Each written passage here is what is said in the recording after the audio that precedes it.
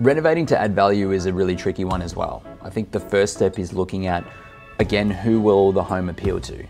If it's going to appeal to someone who's going to live there for the long term, a family home buyer, etc., then renovation is a common question and decision that needs to be made.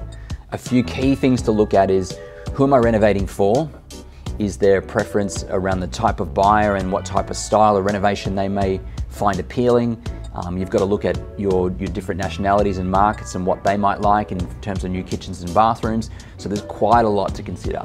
And I think consulting local agencies really clearly about who will be the end buyer for the property and what do they like most, what styles. That takes a lot of time, energy and research to get that really right. It's definitely worth it when you are appealing to that type of buyer who wants that convenience, who will pay a premium price to move into a home that's completely finished and renovated. But the research, the background, the thought process that has to go into those decisions around that renovation is super, super important.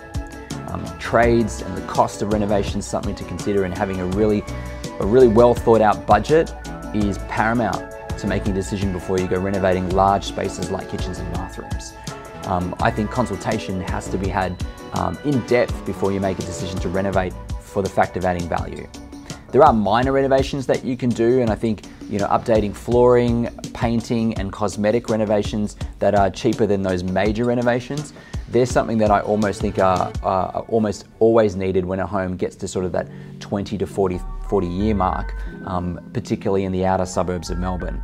I think that, again, consulting with an agent around making sure that we're appealing to family home buyers and buyers that will live in the home, and making decisions on the colour palette, the style of the carpet, etc. They're all key questions that need a lot of research before you go ahead and spend the money, because I've seen many occasions where people have gone and renovated spaces and then found that they spent the wrong money in the wrong place, or the wrong style was put into the property that didn't suit the buying market.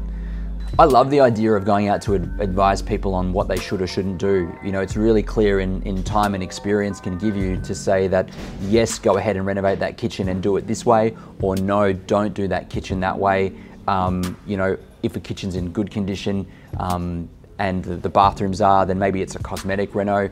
But you've got to be careful you don't open a can of worms, because once you renovate a kitchen, then there's an expectation from the buyer that you're appealing to a renovated home buyer now that wants the bathrooms all done. And a lot of times it's homes that once you start to unravel one part of it in terms of renovation, you find that you're going to need to this part, that part, and before you know it, you've spent way more than you have expected. So again, I think consulting an estate agent around clearly what needs to be done to appeal to that market, and then having a budget for that, super important. Also understanding what is it worth now unrenovated versus what is it likely to be renovated, what it's likely to be worth once it's renovated.